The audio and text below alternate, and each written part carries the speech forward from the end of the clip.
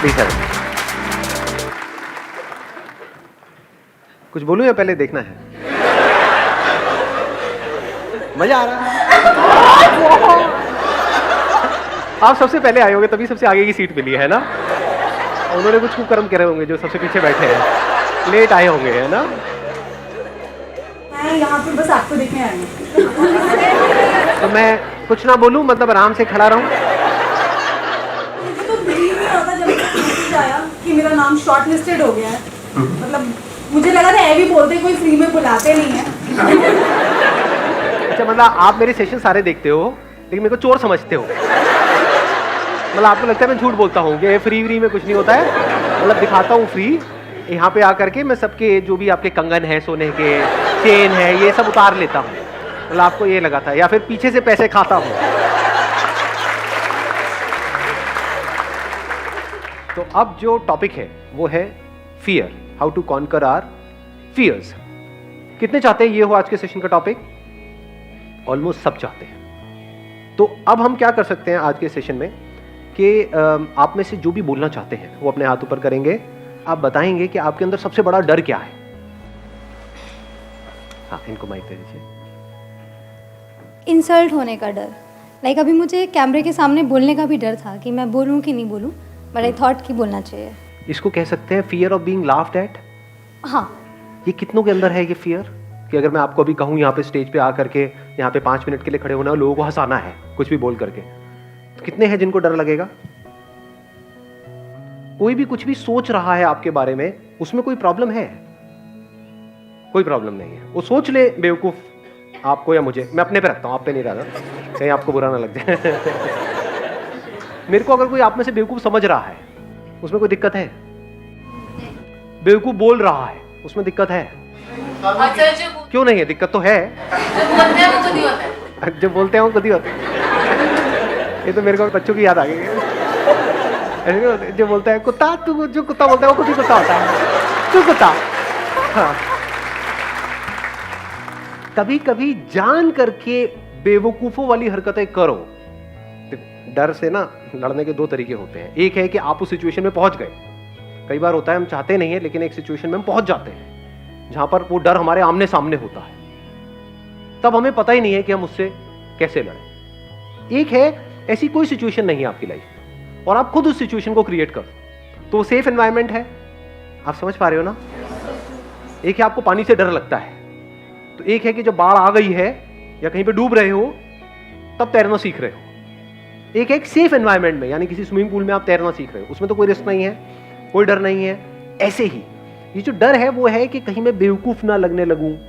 तो अगर हम जानबूझ करके कुछ बेवकूफों वाली हरकतें करें, अपने घर में भी, अपने दोस्तों के सामने भी, यहां भी वहां भी, मतलब जानबूझ करके अपना मजाक उड़वाएं, तो क्या लोगों को मजा आएगा आपका मजाक उड़ाने में?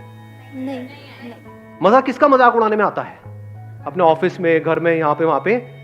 जो बुरा मानता है, जो उससे परेशान होता है बेसिकली। जो बुरा मानता है। बुरा क्यों मानता है? क्योंकि उसके अंदर डर है कि कहीं मेरा मजाक ना उड़ जाए। जिसके अंदर एक्चुअल में डर है ही नहीं, वो खुद ही अपना मजाक उड़ाता रहता है। अब उसका कोई क्या मजाक बनाएगा? अगर अपनी वीकनेसेस पे हम खुद हंसना शुरू कर दें, खुद अपने आप को हल्का फुल्का लेना शुरू कर दें हर एक सिचुएशन में, तो ऐसी अगर कोई सिचुएशन क्रिएट होगी भी जहां पे एक्चुअल में आप बेवकूफ शो हो रहे होगे, तब भी आप हंस रहे होगे। बट अगर हमने अपने आप को ज्यादा सीरियसली ले लिया, अब हम फंस जाएंगे। जब दुनिया हंसेगी, चाहे आपके मुंह पे ना हंसे, आप जा रहे हो, आपको दिख रहा है मुंह नीचे कर करके हंस रहे हैं लोग, हो जाती है ना कि लाइफ में कई बार ऐसी सिचुएशंस क्रिएट हो जाती हैं। बेवकूफ है, बेवकूफ है, बेवकूफ है, मन में बोल रहे हैं, आपको पता लग रहा है उनकी शक्ल से। तो अगर आपको पता है कि हाँ मैं बेवकूफ भी हूं, सिर्फ बेवकूफ ही हूं नहीं, भी हूं, दोनों में बड़ा फर्क है।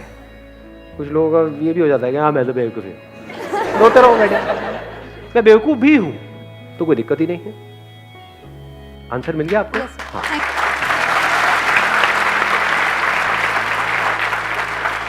तो प्रैक्टिकली आप कुछ ऐसा करना चाहते हैं यहाँ पे स्टेज पे आकर? नहीं, इतना नहीं है ना, ये सेफ एनवायरनमेंट नहीं है। लाखों लोग इस वीडियो को देखने वाले हैं। बिल्कुल ठीक। अब देखो, अभी इन्होंने कहा नहीं, तो क्या ये सही डिसीजन है, गलत डिसीजन है? बिल्कुल सही है, क्योंकि डर को एक झटके में कॉन्कर नहीं किया जाता है। ये नहीं कि मुझे तैरने से डर लगता है तो मैं सीधा जाकर के समुद्र में तैरूंगा। इसको हम करेज समझते हैं, बट ये करेज नहीं, बेवकूफी होती है बहुत बार। कि अगर डर है तो धीरे धीरे कॉन्कर करो, धीरे धीरे। Hi sir, my name is Chirag. I went to New Zealand for studies. तो वहाँ से क्या हुआ कि 1.5 महीने तक मुझे कोई जॉब नहीं मिली। अब I am planning again to go to Canada, but मेरे को ये डर है कि अगर मैं दोबारा कोशिश करूँगा तो फिर से फेल ना हो जाऊँ, because a lot of money was involved. Fear of failure, इसको और अगर स्पेसिफिक किया जाए, fear of financial failure. Financial failures. Past में आपने कुछ ऐसा किया जहाँ पे आपको फाइनेंशियल लॉस हुआ, अब आपके अंदर डर है कि मैं दोबारा उस काम को करूँ या ना करूँ। ये डर हमारे अंदर होना चाहिए, नहीं होना चाहिए? कितने कहते हैं नहीं होना चाहिए? 3-4 लोग। कितने कहते हैं डर होना चाहिए हमारे अंदर? ये होना चाहिए, because money is like your life line. 2 तरह के फियर्स होते हैं, इसको ध्यान से समझ लेना। एक है साइकोलॉजिकल, एक है फिजिकल। पहले इन दोनों को अलग अलग करके हमको समझना होगा। साइकोलॉजिकल क्या है? लोग हंसेंगे तो, लोग मेरे को बेवकूफ बोलेंगे तो, ये सब क्या है? Psychological fears. मैंने पैसा जोड़ा है, 10 साल तक सुबह से रात तक काम करके इतना पैसा जोड़ा है, मान लो 2 लाख रुपए या 4 लाख रुपए। मेरे पेरेंट्स ने पूरी लाइफ काम करके इतना पैसा जोड़ा है, और अगर वो पैसा डूब गया तो ये डर होना चाहिए, नहीं होना चाहिए? 100% होना चाहिए। इसका प्लस पॉइंट क्या है? ये जो फियर ऑफ फाइनेंशियल लॉस है, ये आपको फाइनेंशियल लॉस से बचाएगा। हाँ जी। इसका माइनस पॉइंट क्या है? आप एक ऐसी स्टेट में पहुंच जाओगे जिसको बोलते हैं पैरालिसिस ऑफ एनालिसिस। टाइम निकल जाएगा, 10 साल, 20 साल, 50 साल, कुछ करोगे ही नहीं। रिस्क के नाम से हमको डर लगने लग जाएगा। तो क्या ऐसा बंदा कभी भी कुछ कर पाएगा अगर उसको डर ने चारों तरफ से घेर लिया है तो? क्योंकि लॉस तो हो ही सकता है ना। जब पहले हुआ है तो दोबारा भी हो सकता है ना। कुछ भी नया हम ट्राई करते हैं तो वहां पे रिस्क तो होता ही है ना। ऐसा तो नहीं हो सकता कि रिस्क हो ही ना। और मजे की बात क्या है, हमको लगता है कि रिस्क सिर्फ वहां पर है, जहां पर आप हो वहां पर जो रिस्क है वो हमको नजर नहीं आता है। बिल्कुल ऐसा है जैसे घर से बाहर अगर हम कहीं जाएंगे, कहीं ट्रैकिंग करने जाओगे तो वहां पे रिस्क है ना, मर सकते हो ना ट्रैकिंग करोगे तो। घर में बैठे रहो तो कोई रिस्क है? नहीं है, ऐसा हमको लगता है। बहुत बड़ा रिस्क है, एक कैद है। कैद में जिए, कैद में मरे। क्या किया जिंदगी में? कुछ भी नहीं। सुबह इतने बजे उठे, वहां पर गए, फिर आए, फिर सो गए, फिर ये किया वो किया। एक रेपिटेटिव मोड में नहीं चले जाएंगे। फिर हमें और एक रोबोट में फर्क क्या है? लाइफ किसे कहते हैं? जो ग्रो कर रहा हो या जो रुक गया हो? बिल्कुल हवा की तरह जो चलती चली जा रही है, पानी जो बहता चला जा रहा है। पानी रुक जाता है तो सड़ने लग जाता है। तो ये इसका बहुत बड़ा माइनस पॉइंट है, फियर ऑफ फाइनेंशियल लॉस। क्योंकि कुछ भी करने के लिए पैसा तो चाहिए ही ना। बिना पैसे के क्या नया होगा? मतलब कुछ भी, आपको अपने घर से यहां तक भी आना तो उसके लिए भी पैसा लगा। तो छोटे से भी छोटा कुछ करोगे तो उसके लिए भी पैसा चाहिए। तो अगर हम बहुत ज्यादा डरने लग जाए तो एक बात पक्की है कि हम अगले लेवल पे नहीं जा पाएंगे। तो अब ये डर हमारे अंदर से कैसे निकले? That is a question. ये डर तब निकल सकता है जब जो भी आप करने वाले हैं उस सिचुएशन की हर साइड को आप देख लेते हो। फॉर एग्जाम्पल, आपने अपना एग्जाम्पल दिया कि अब आप कनाडा जाने की सोच रहे हैं। ज्यादातर हम बैकअप प्लान क्या सोचते हैं? मैं कनाडा जाऊंगा, वहां कुछ नहीं हुआ तो यहां पे ये कर लूंगा। फाइनेंशियल प्लानिंग किसको कहेंगे? अब अगर मैं दोबारा जा रहा हूं तो पहले तो मैंने सीखा कि पिछली बार जब मैं गया था तब मैंने क्या गलतियां करी, क्यों ऐसा हुआ। ऐसा तो नहीं किसी एक ने कुछ बोला था, उसके भरोसे हम वहां पर पहुंच गए और उस बंदे ने डिच कर दिया लास्ट मोमेंट पे। तो अब ये गलती नहीं करनी है, किसी पे भरोसा नहीं करना है। क्योंकि इस दुनिया में 99% लोगों को अपनी पड़ी है, आपकी थोड़ी पड़ी है।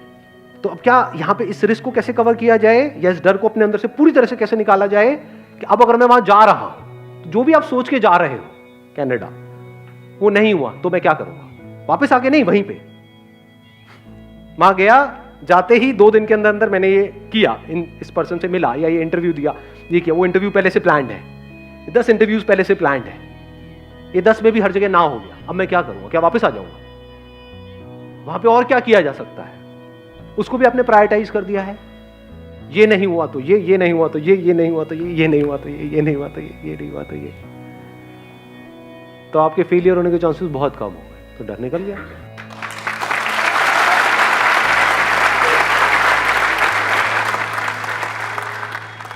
एक टॉपिक जो आपने आज तक बताया नहीं। हाँ, इन पर माइक दे दो।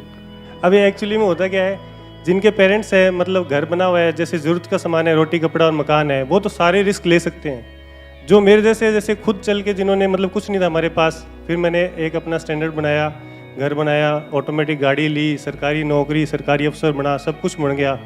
और शादी भी हो गई, वो भी आजकल वो हो गया ना उतनी नहीं, तो वो भी हो गई। तो ओवरऑल मतलब आज की नज़र में सबके सामने मैं बहुत सक्सेसफुल हूँ। सब कहते हैं हाँ इसके पास बड़ा घर है, बड़ी गाड़ी है, लेकिन मैं मेरी जॉब से खुश नहीं हूँ। मेरे को मतलब जाना ही पसंद नहीं है, पसंद ही नहीं है मेरे को मेरी ये जॉब। सब आप बोलना चाहते हैं कैमरे में? हाँ कोई दिक्कत नहीं है। अब बात है कि अब मैं खच्चर, मेरे को खुद फील लगे मैं खच्चर हूँ। मैं रोज़ सुबह जाता हूँ 9 बजे, रात को 9 बजे घर आता हूँ, ठीक है, वो पैसा आ रहा है, जितना भी तनख्वाह मिल रही है, सरकारी अफसर है तो तनख्वाह तो फिक्स है, अभी इतनी मिलनी है। तो अब क्या EMIs तो जा रही है, गाड़ी की भी जा रही है, घर की भी जा रही है, तो मैं मेरी लाइफ से बोर हो गया, तो मैंने रिज़ाइन कर दिया। रिजाइन कर चुके ऑलरेडी? हाँ मैंने रिज़ाइन कर दिया। अच्छा, तभी इतना बोल रहे हो आप? क्या यार, मैंने रिज़ाइन कोई कर दिया। दिक्कत नहीं है। हाँ नहीं मैंने रिज़ाइन दे दिया। अब आप समझ सकते हैं एक सरकारी अफसर इतनी बड़ी पोस्ट से रिज़ाइन दे दिया तो घर वाले सब अगेंस्ट हो गए कि तू करेगा क्या, मुझे नहीं पता क्या करना है, मुझे ये जॉब नहीं करनी। मेरे को 1 साल हो गया और अब मेरी हालत हो गई ख़राब क्योंकि वो जो EMIs जा रही है वो तो जा रही है, जाहिर है। अब मैं ये कहना चाहता हूँ कि जो अपने सपने हैं, जैसे मेरे को कुछ बड़ा करना है लेकिन वो घर वालों को तो नहीं करना, तो डर ये है कि अब मेरे सपनों के लिए फैमिली के सपने दांव पे लगाए या ना लगाए। सबसे पहले तो let's give a big hand for him.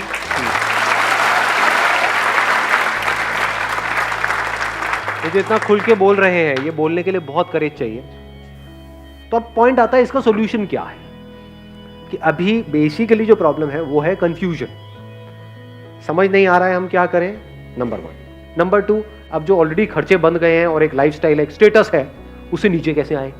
चलो आप तो आ जाओगे, लेकिन घर वाले उससे नीचे आने के लिए तैयार नहीं है। बस ये है। समझ पा रहा हूँ मतलब। हाँ, तो अब ऐसी सिचुएशन में हम क्या करें? तो वहां पर एक स्ट्रॉन्ग स्टैंड लेना होता है आपको, अपने लिए और सबके लिए, जो आपको सही लगता है। अब एक्चुअल में सही क्या है ये कौन बताएगा आपको? अभी आप कैसे जी रहे हो अपनी लाइफ? जो एक्चुअल में सही है वो कर रहे हो, या दुनिया ने कुछ नॉर्म सेट करे हुए हैं उसके हिसाब से उसके अंदर उस दायरे में एक्ट कर रहे हो और कह रहे हो कि हाँ सब सही है? क्या आपकी लाइफ की डोर पूरी तरह से आपके हाथ में है? अगर आप ध्यान से समझोगे तो 2 ही तरह के डर हैं हमारे अंदर, 3 तरह के, 3 नजर आए। 1 मिनट, हाँ 2 थे, तीसरा भी नजर आया। एक है रिलेशनशिप से रिलेटेड, एक है पोजेशन से रिलेटेड, एक है आपकी ईगो से रिलेटेड। सक्सेसफुल नहीं है तो कोई नहीं पूछता। सक्सेसफुल नहीं है तो कोई नहीं पूछता, ये क्या डर है? इसको हम किस कैटेगरी में डालेंगे? रिलेशंस। रिलेशंस मतलब सिर्फ हस्बैंड वाइफ मत समझो, relations with the society, relations with people. इसमें रिलेशंस विद एनिमल्स नहीं आया, क्योंकि अगर आपकी नौकरी चली भी गई तो कुत्ता तो प्यार करेगा, है कि नहीं? आप कुत्ते को जाकर के बताओगे मैं अब बिजनेस करने की सोच रहा हूं,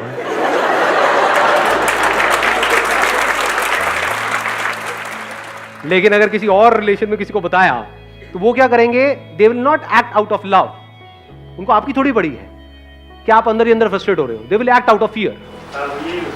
लव में फियर में फर्क देख पा रहे हो?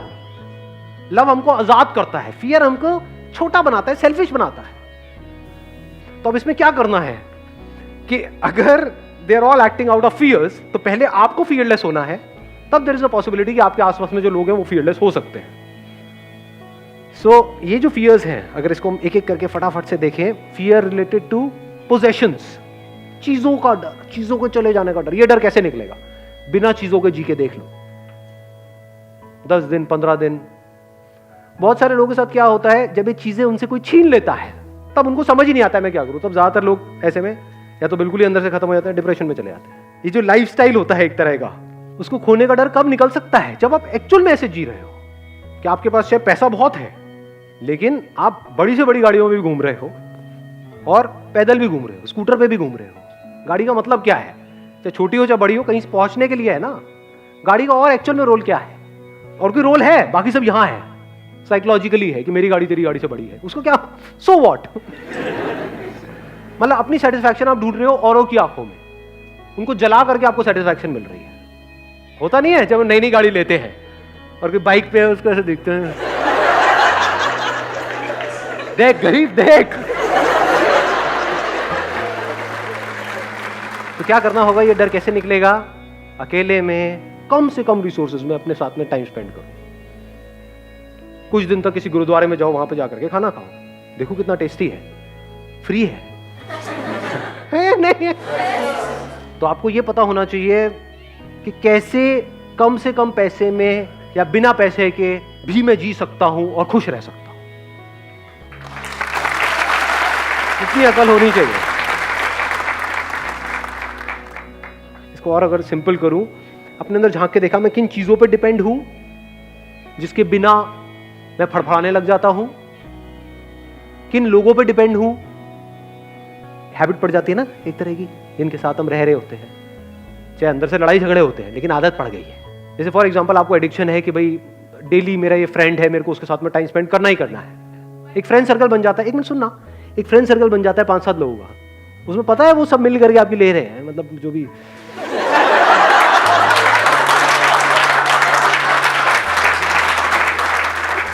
मतलब है, आपका मजाक उड़ा रहे हैं। हाँ, मतलब ऐसा होता है नहीं होता है। और आपको डर है कि अगर यही तो गिने चुने 4-5 दोस्त हैं मेरी लाइफ में, ये जो भी बोल रहे हैं बोलने दो, और वो लिमिट धीरे धीरे बढ़ाते चले जाते हैं। कई बार ऐसा होता है सारी हदें पार कर जाते हैं। आपके बारे में बोल रहे हैं, आपके माँ बाप के बारे में बोल रहे हैं, वो बंदे सुने चले जा रहे हैं। क्यों? क्योंकि डर है कि इन्होंने मेरे को अपने ग्रुप से निकाल दिया तो मेरा क्या होगा। डर है ना, तो छोड़ दो ना उस ग्रुप को कुछ टाइम के लिए, महीने के लिए, 2 महीने के लिए देखो छोड़ करके, क्या उसके बिना आप जी सकते हो, तो आपके अंदर कॉन्फिडेंस आएगा। अब आप वहां पे स्टैंड ले सकते हो, नहीं तो you will act always out of fear कि मैंने बोला तो कहीं लड़ाई ना हो जाए, कहीं ये ना हो जाए, वो ना हो जाए।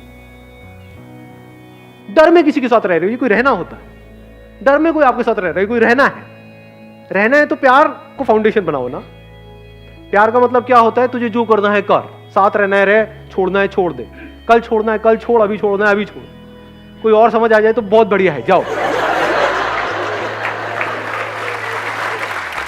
When love is the foundation, तो वहां पर कोई डर नहीं होता। Where there is fear, there is no love. Where there is love, there is absolutely no fear. और कौन सा रह गया? ईगो। अब ये डर कैसे निकलेगा हमारे अंदर से? ईगो क्या होती है? What is ego? नहीं, सिर्फ ये नहीं कि मैं हमेशा सही हूं। कोई बोलता है ना कि मैं तो बिल्कुल ही गलत हूं, मैं तो गया गुजरा हूं, वो भी ईगो है। ईगो हम किसको समझते हैं? मैं ये, मैं वो एरोगेंस है। ईगो का मतलब क्या है? मैं ये हूं, तू वो है, ये ईगो है। जो मुझे तुझसे अलग करती है वो ईगो है। इसकी वजह से मैं सुबह से रात तक अपने आप को औरों से कंपेयर करता रहता हूं, और उससे जेलस होता रहता हूं। हर एक की जड़ क्या है अगर ईगो नहीं है तो? मैं किसी को कुछ भी बोल देता हूं, बट कोई जरा सा मुझे कुछ बोले तो मुझे बुरा लग जाता है। ईगो नहीं तो और क्या है? Unless and until you see it as a fact, absolutely clearly, that this ego is an illusion, it's a myth. ये कोई सच्चाई नहीं है, झूठ है। मैं ये हूं, ये कोई सच्चाई नहीं है, झूठ है ये। जब ये देख लेते हो तो वहां से प्यार की शुरुआत हो जाती है। अब मुझ में और तुझ में कोई फर्क नहीं है। जहां पर मैं हूं, ये तू है वो, वहां पर प्यार कहां होगा? प्यार मोहब्बत की बातें होंगी। वो भी तब जब दोनों में से किसी एक को दूसरे से कुछ चाहिए होगा, तब वो बातें शुरू हो जाएंगी। किसी को मिल जाएगा, उसके बाद में कोई और बातें शुरू हो जाएंगी। ऐसा होता है नहीं होता है? What is ego? अब ये कैसे जाएगी? एक क्वेश्चन है जो अगर आपके अंदर एंटर कर जाता है, that is who am I. Deeply आप अपने आप से क्वेश्चन पूछते हो, किसी और से नहीं कि हु आर यू। ज्यादातर लोग औरों से पूछते हैं हु आर यू। अब उसको छोड़, तू क्या है ना जी। आपके लड़ाई झगड़े बिल्कुल बंद हो जाएंगे, किसी से हो ही नहीं सकते। सारे लड़ाई झगड़ों की जड़ क्या है? ईगो। ईगो कैसे डिसॉल्व हो जाती है पूरी तरह से? जब आप इस सच को देख लेते हो कि मुझ में, तुझ में, इसमें, उसमें कहीं कोई फर्क है ही नहीं। ये सच है। अपने आप को आप, एक पेड़ आपको दिख रहा होता है, उससे अलग समझ रहे होते हो, जबकि आपको इतना सा समझ नहीं आ रहा है रियलिटी के बेस पे कि अगर वो पेड़ आपको ऑक्सीजन नहीं देगा तो आप सांस कैसे लोगे? तो क्या आप और वो कनेक्टेड नहीं हो एक दूसरे से? क्या उससे अलग होकर के आपकी कोई औकात है? आप क्या हो उसके बिना? इस सच को हम देख सकते हैं? नहीं देख सकते हैं। ये जो मैं है ना, मैं, ये ईगो है। मैं ये, मैं वो। अब आप चाहे मैं को ऊपर उठाओ चाहे नीचे गिराओ, दोनों ईगो है।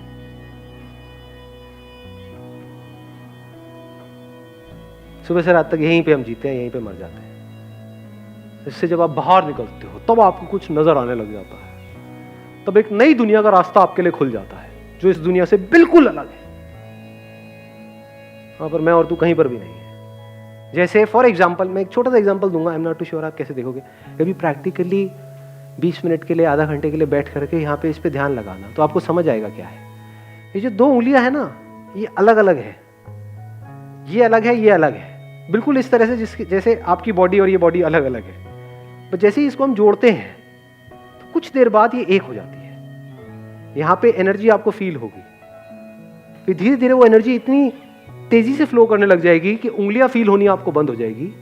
You will not be able to feel your fingers, there be only energy. वो यहां है या वहां है आपको ये तक पता नहीं होगा, यहां वहां गायब हो जाएगा, सिर्फ एनर्जी रह जाएगी। ये सिंबल है ये बताने का कि सब जुड़ा पड़ा है, सब एक है।